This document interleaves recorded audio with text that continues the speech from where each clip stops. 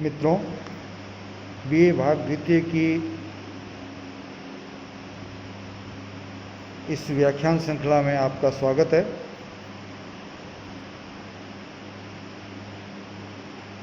आज हम जो पीछे चर्चा करते आए हैं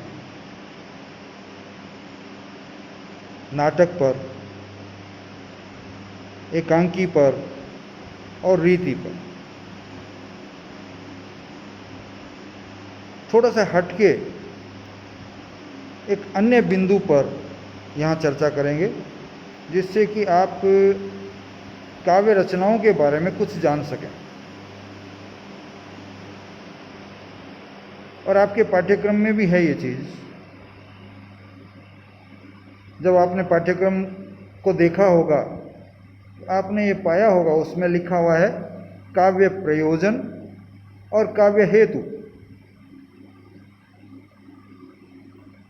ये दो नाम आपके इसमें है पाठ्यक्रम में, लेकिन क्या आपने कभी विचार किया है कि ये प्रयोजन क्या है, ये हेतु क्या है? अक्सर दोनों में आप भ्रमित होते रहे हैं, क्योंकि अब तक मैं जहाँ तक समझता हूँ और मेरा अनुभव है, किसी ने स्पष्ट नहीं किया होगा। आज हम इस विषय पर विस्तार से तो नहीं पढ़ेंगे, लेकिन बहुत छोटी, जिससे हम समझ सकें कि हेतु क्या है, परिभाषाओं में भी नहीं जाएंगे, और प्रयोजन क्या है, और इनमें थोड़ा सा जो अंतर आता है वो कहाँ है, और इनसे जो निष्कर्ष निकल सकता है उस तक भी पहुंचने की हम कोशिश करेंगे कि क्या इनका हमें उपयोग हो सकता है और क्या हमें इसका उपयोग नहीं हो सकता। ये दोनों चीज़ें देखने की कोशिश हम करेंगे, और इनके प्रति जो विद्वान रहे हैं, कुल मिला के उनके क्या दृष्टिकोण रहे हैं, उसको भी देखने की कोशिश करेंगे। पहले मैं प्रश्न पूछता हूं और आप अपने मन में उसका जवाब भी तैयार करने की कोशिश कीजिए कि आप कहां तक उसका जवाब दे सकते हैं। नहीं दे सकते हैं तो इस बात को ध्यान से सुनिएगा जो अपने यहाँ कर रहे हैं। मैं प्रश्न पूछता हूं कि काव्य का प्रयोजन क्या है, आपके पास क्या जवाब होगा? दूसरा प्रश्न मैं पूछता हूं कि काव्य के हेतु क्या है, आप क्या जवाब देंगे? चलिए, ये प्रश्न पूछने के बाद मैं आता हूं एक सामान्य बातचीत पर, सामान्य चर्चा पर। आप साहित्य पढ़ते हैं, क्यों पढ़ते हैं?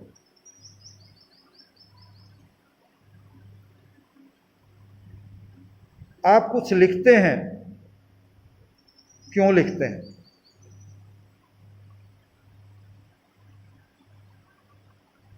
और आप लिख सकें उसके लिए ऐसी कौन सी स्थितियां होती है जो आपको लिखने के लिए प्रेरित करती हैं या लिखने के लिए आपको सफल बनाती हैं? दोनों अलग अलग है, प्रेरित करना, सफल बनाना। इसी प्रकार कवि के लिए भी होता है और पाठक के लिए भी होता है। ये हम बाद में करेंगे कि कवि और पाठक की दृष्टि को ध्यान में रखते हुए हम किस तरह से इन पर विचार कर सकते हैं। वो जब विस्तार से करेंगे, अवसर मिलेगा, तब हम देखेंगे ये चीज़।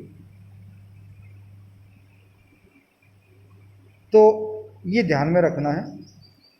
तो हम क्यों पढ़ते हैं, हम क्यों लिखते हैं, हम कैसे लिखते हैं, ये तीन सवाल आते हैं। तो आगे वाले दोनों समानता की तरफ ले जाते हैं कि कवि क्यों लिखता है, पाठक क्यों पढ़ता है, लेकिन कवि कैसे लिखता है या कवि लिखने में सफल होता है, कैसे होता है? तो मैं सबसे पहले हेतु शब्द पर चर्चा करूंगा, उसके बाद हम प्रयोजन पर भी आएंगे। सामान्य शब्दकोश के अर्थ को देखें तो हेतु का अर्थ होता है कारण। ऐसा कारण जिसके कारण कोई कार्य होता है। ये आपके स्पष्ट हो जाना चाहिए। ठीक है। अब यदि इसको हम थोड़ा सा अपने शब्दों में डालने की कोशिश करें तो क्या बनता है इसका, और काव्य के संदर्भ में लें तो इसमें जो बात निकल के आती है वो इस तरह से हम कह सकते हैं कि काव्य हेतु का सीधा सीधा अर्थ ऐसे साधनों या तत्वों से है, ऐसे साधनों या तत्वों से है जिनके कारण काव्य सृजन संभव होता है, जिसके कारण काव्य सृजन संभव होता है। तो पता लग जाता है ना यहाँ भी कि काव्य सृजन का कारण ही क्या होता है, काव्य हेतु होता है। अभी हम पहले शाब्दिक अर्थ जब शब्दकोश का अर्थ देखा था उसमें भी ये था कि जिस किसी कारण से कोई कार्य होता है तो वो क्या कहलाता है, हेतु कहलाता है। इसी प्रकार से काव्य की रचना हेतु जो जो कारण होते हैं वो उस काव्य के हेतु कहलाते हैं।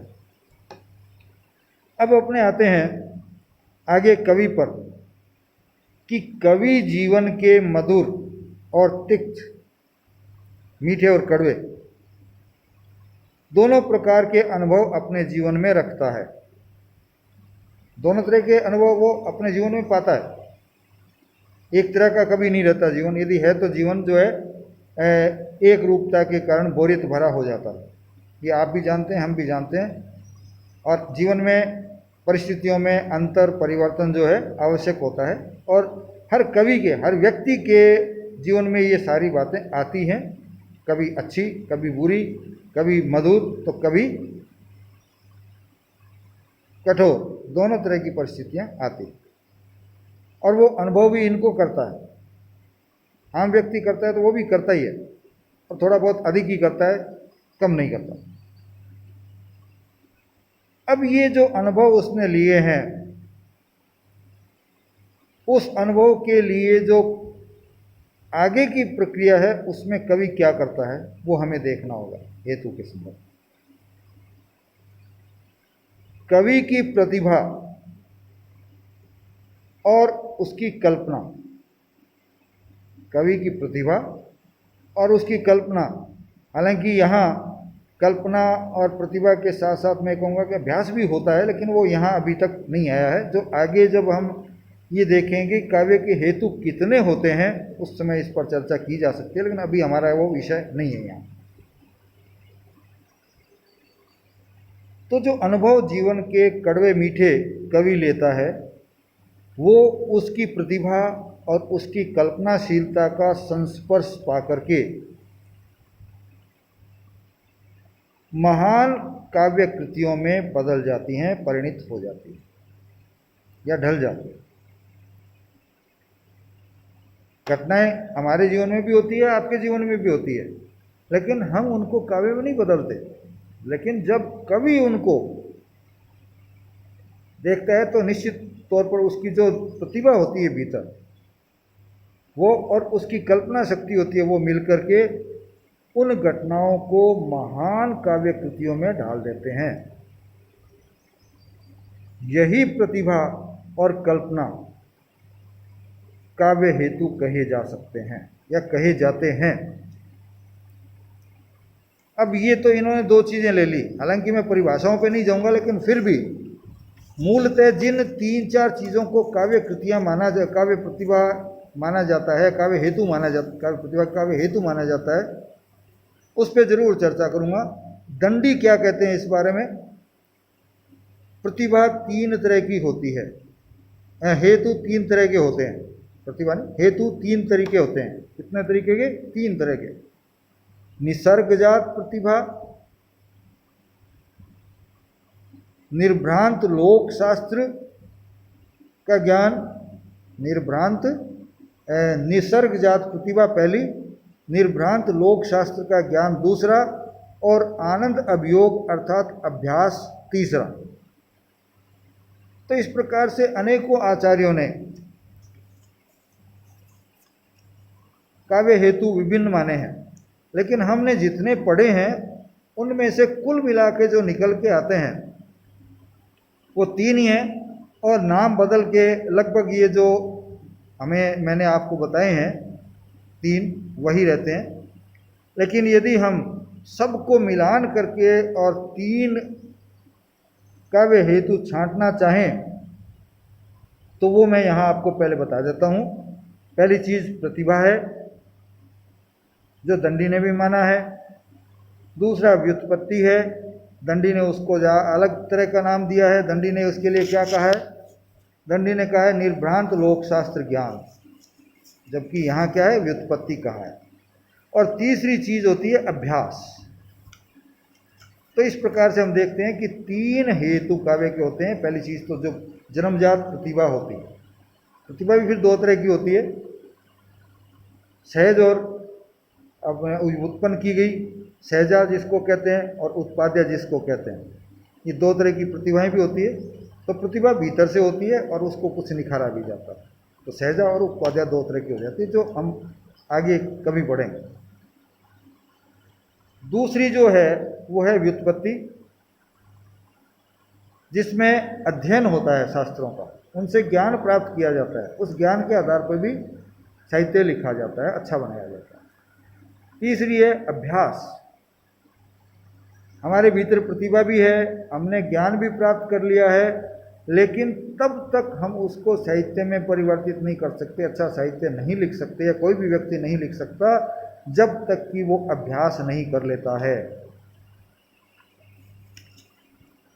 तो अभ्यास, इस तरह से ये तीन जो है हेतु काव्य के माने गए हैं। यहां आकर के एक बार यहां रोक देते हैं। अब एक सवाल उठता है कि कवि ही काव्य क्यों लिखता है?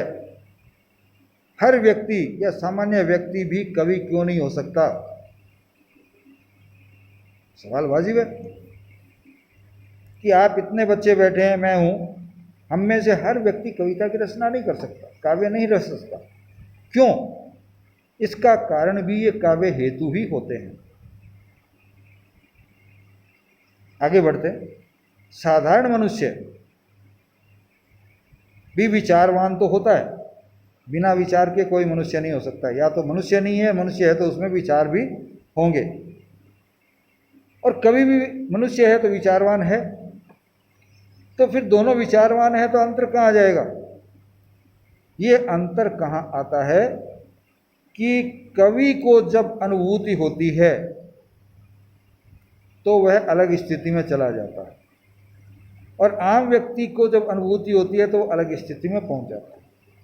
आम व्यक्ति अपनी अनुभूति को छंदबद्ध नहीं कर सकता, और छंदबद्ध करके उसको संवेद्य अर्थात दूसरे के अनुभव के योग्य नहीं बना सकता कि दूसरा भी उसको महसूस करे। वो आम व्यक्ति की क्षमता में नहीं होता। अर्थात काव्य के लिए जो योग्यता चाहिए छंदबद्ध करने की, वो भी नहीं होती, और इस कारण से वो अपनी उस भावनाओं को जो उसके हुई है, अनुभूति जो उसकी हुई है, उसको संवेद्य नहीं बना सकता। जैसा कि कवि सर्जना के समय कर सकता है। कवि जो अपनी अनुभूति है उसको छंदोबद्ध कर सकता है, व्यवस्थित कर सकता है, और भावों की अभिव्यक्ति बहुत अच्छी तरह से कर सकता है, जिससे कि वह दूसरे के लिए संवेद्य हो जाए। तो ये अंतर हमने देखा। लेकिन ये अंतर आता क्यों है? इसका कारण है काव्य हेतुओं का विकास। काव्य हेतु थोड़े थोड़े तो सब में होते हैं, लेकिन आम व्यक्ति में काव्य हेतुओं का विकास उतना अधिक नहीं हो पाता कि वो कविता के रूप में ढल सके या काव्य के रूप में प्रकट हो सके। जबकि कवि में कवि कर्म के लिए जितने काव्य हेतुओं की आवश्यकता होती है वो उसमें होते हैं, और यही कारण है कि कवि काव्य रचना कर सकता है और आम आदमी काव्य रचना नहीं कर सकता। अब काव्य हेतु कितने हैं वो चर्चा आगे है, लेकिन हमने ये जरूर देख लिया कि काव्य हेतु कुल मिलाकर के 3 माने गए हैं। तो मूल बात हो गई, काव्य हेतु होता है काव्य रचना का कारण। ऐसे तत्व जिनके कारण काव्य रचना का सृजन संभव है, काव्य सृजन संभव है। अब दूसरी जो आती है वो है प्रयोजन। कोई भी विषय वस्तु हो, कोई भी कार्य हो, वो तभी होता है जब या तो उसका कोई कारण हो या फिर उसके लिए कोई भविष्य का उद्देश्य हो। या तो ऐसे तत्व हों जिनके कारण काव्य रचा जा सके, या फिर ऐसे तत्व हों जो भविष्य में आ सकते हो और हमको कुछ देने की व्यवस्था कर सकते हो, या हम कोई ऐसी भावी आशा रखते हों। दोनों में अंतर है। काव्य हेतु पहले आ जाता है और काव्य का प्रयोजन बाद में पूर्ण होता है। तो यहां फिर प्रयोजन क्या है? तो सबसे पहले हम प्रयोजन पे चर्चा करेंगे, फिर काव्य के प्रयोजन पर चर्चा करेंगे। तो पहला सवाल उठता है कि प्रयोजन क्या है। तो ये बात हम करते समय कहेंगे कि किसी भी कार्य को करने के लिए या करने के पीछे, किसी भी कार्य को करने के पीछे कर्ता का कोई न कोई उद्देश्य अवश्य होता है। बिना उद्देश्य के कोई कार्य नहीं होता, ये माना जाता है। हाँ, कभी कभार हो सकता है, लेकिन फिर उस कार्य का कोई महत्व नहीं रह जाता है। इसलिए हम कहते हैं कि किसी भी कार्य को करने के पीछे कर्ता का, करने वाले का कोई न कोई उद्देश्य अवश्य ही होता है। अब ये है कि हर मनुष्य या मानव, मान लीजिए मानव मात्र की प्रत्येक प्रवृत्ति क्या होती है, ये एक लंबा दर्शन का एक सवाल है, उस पर हम ज़्यादा नहीं जाएंगे। प्रवृत्ति होती है किसी भी कार्य को प्राकृतिक तरीके से हम करना, जो करेंगे ही करेंगे, हमको उसके लिए विशेष प्रयास करने की ज़रूरत नहीं होती। तो मानव की प्रत्येक प्रवृत्ति हेतु मूलक होती है। मानव की प्रत्येक प्रवृत्ति या प्रत्येक कार्य हेतु मूलक होता है, और यही हेतु मनुष्य को कार्य में प्रवृत्त करता है। उद्देश्य लेकर चलती है, और वो उद्देश्य जो है हेतु से पूर्ण होता है। बिना हेतु के काव्य सृजन नहीं होता, तो हेतु मूलक होती है, और यह हेतु ही मनुष्य को कार्य में प्रवृत्त कर देता है। यदि हेतु नहीं होंगे तो मनुष्य कोई भी कार्य में प्रवृत्त नहीं होगा। तो काव्य, हम जान गए हैं कि काव्य सर्जना के पीछे, कोई भी काव्य की सर्जना हो, कोई भी कार्य सृजित किया जाता हो, कोई भी काव्य रचा जाता हो, उसके पीछे भी उसके सर्जक का कोई न कोई उद्देश्य होता है। या हम कह सकते हैं कि कोई न कोई उद्देश्य अवश्य ही होता है, और यह उद्देश्य जो काव्य रचना के पीछे होता है वही काव्य का प्रयोजन कहलाता है। तो दूसरे शब्दों में हम कह सकते हैं कि किसी भी काव्य का प्रयोजन उस काव्य का उद्देश्य होता है, या जिस उद्देश्य को लेकर के कवि किसी काव्य की रचना करता है तो वही उसका प्रयोजन होता है। अब प्रयोजन समझ में आ गया। कोई उद्देश्य जो भविष्य में पूरा होने वाला है, उसको लेकर काव्य रचना की जाती है, तो वो क्या कहलाता है? काव्य का प्रयोजन कहलाता है। और हेतु क्या था? काव्य के रचना का कारण था। तो यहाँ आपके ये चीज़ स्पष्ट हो जाती है। अब ये प्रयोजन क्या हो सकता है, ये एक बहुत बड़ी बड़ी बातें हुई हैं या कही जाती हैं, उस पर एक छोटी सी चर्चा हम कर लेते हैं, बड़ा विस्तार में नहीं जाएंगे। हमारे काव्य शास्त्रियों ने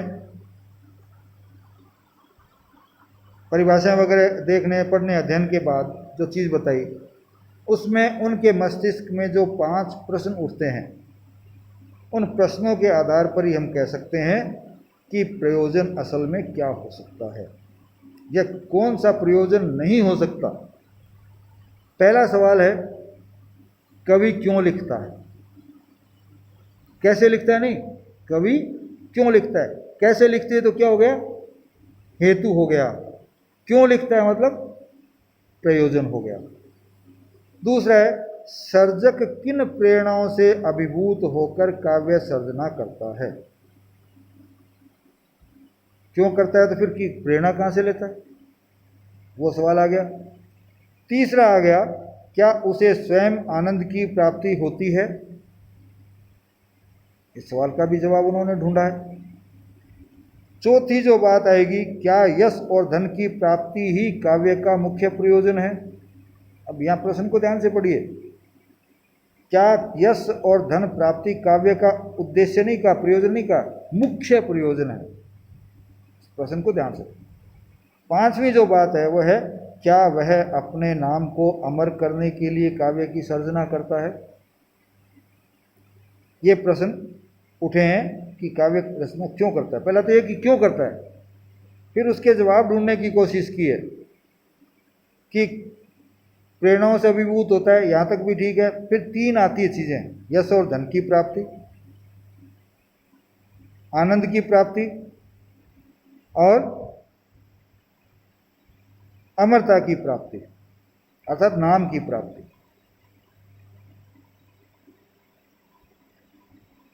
और विचार करते हुए हमारे मनीषियों ने कहा था कि कोई एक चीज प्रेरणा के लिए जरूरी नहीं, इनमें से बहुत सी सात भी हो सकती हैं, कोई एक भी हो सकती है। तो इसके जवाब भी दिए हैं कि आनंद की प्राप्ति होती है, क्या उसको स्वयं को, तो स्वयं को तो आनंद की प्राप्ति होती ही है और उसके लिए लिखता भी है, लेकिन ये आनंद की प्राप्ति पाठक को भी होती है। तो इस प्रकार से आनंद के भी दो पहलू हो जाते हैं, एक वो आनंद जो लेखक महसूस करता है, अनुभूत करता है, और एक वो आनंद जो लेखक या पाठक महसूस करता है। लेखक और पाठक दोनों अलग अलग महसूस करते हैं। तो यहाँ इसका जवाब आया कि नहीं, ये दोनों करते हैं आनंद की प्राप्ति। यश और धन की प्राप्ति, कि यश और धन प्राप्ति के लिए करता होगा ऐसा भी एकदम से नहीं कह सकते। यश मिलता है तो यश तो एक किताब से ही मिल गया, फिर ज़्यादा लिखने की कहाँ ज़रूरत है, तो हम नहीं कह सकते खाली यश के लिए किया जाता है। और पूरा संसार जो है भूलने की प्रक्रिया रखता है तो या नृत्य है तो खत्म हो जाएगा आपके जाने के साथ साथ, लेकिन यश थोड़े दिन बना रहता है ऐसा माना जाता है। तो हम ये नहीं कह सकते कि नहीं करता, लेकिन खाली यश नहीं हो सकता। उसी प्रकार से धन अक्सर थोड़ा बहुत तो मान लो लिखने से मिल जाता होगा, लेकिन कवियों की या साहित्यकारों की स्थिति हम जानते हैं कि आर्थिक तौर पर कैसी रहती है, आज भी नहीं पहले भी। कुछ एक को तो हो सकता है मिल जाता होगा फायदा, लेकिन अधिकांश भूख ही मरते हैं। तो धन प्राप्ति का उद्देश्य भी पूर्णतः इसमें नहीं रहता। तीसरा क्या है, वो है कि खुद को अमर करने के लिए, कि मेरी रचनाएं इतनी प्रसिद्ध हो जाएंगी कि मैं अमर हो जाऊंगा, मेरा नाम अमर हो जाएगा। तो ये भी हम नहीं कह सकते कि पूरी तरह अमरता के लिए कोई व्यक्ति लिखता है। अमरता के लिए लिखता तो खाली लिखता ही क्यों, कोई और काम भी कर सकता था, खाली एक यही तो काम नहीं था। तो ये तीनों चीज़ें ही ऐसी है जिन पर जवाब आ सकता है खाली इनके लिए कभी कभी नहीं लिखता है। तो फिर किसके लिए लिखता है, ये सब चीज़ें मिलकर के काव्य का प्रयोजन बनती है, और वह सब कुछ इसी पर निर्भर करता है। तो इसलिए कहा जा सकता है कि इस विस्तृत संसार की विलक्षणता के जो दर्शन कवि को होते हैं तो उसके मन में उत्फुल्लता उत्पन्न करते हैं, उसको आह्लादित करते हैं, जिससे कि वह नई नई अनुभूतियों से बढ़ जाता है और मन उसका कुछ न कुछ करने के लिए आकुल व्याकुल, कुछ कहने के लिए आकुल व्याकुल हो जाता है। और जब वो लिखता है तो उसको आनंद की प्राप्ति होती है। अब इसमें खाली खुद की आनंद प्राप्ति नहीं है, उसमें संसार की मंगल कामना भी होती है। हालांकि ये उतना महत्वपूर्ण नहीं है, मूलतः खुद के आनंद की प्राप्ति ही इसमें होती है। इसमें पाठक शामिल होता है, बिना कवि के चाहे भी शामिल हो जाता है। इसलिए पाठक भी क्या है कि उस साहित्य में शामिल हो जाते हैं जबकि उसको पढ़ते हैं, होता है ऐसा? क्योंकि कवि उसमें अपने आप को अलौकिक आनंद की स्थिति में पाता है तथा पाठक भी वही समझने लगता है जो कि कवि समझता है। कवि अलौकिक मानता है, आनंद प्राप्त करता है, तो पाठक भी समझता है कि काव्य अलौकिक होता है, आनंदमय होता है और सत्यम शिवम सुंदरम के जो गुण हैं वो सारे काव्य में होते हैं और इसीलिए यह काव्य का प्रयोजन माना जा सकता है। आज की बात इतनी ही। अब मैं यहीं अपनी बात को समाप्त करता हूँ। धन्यवाद।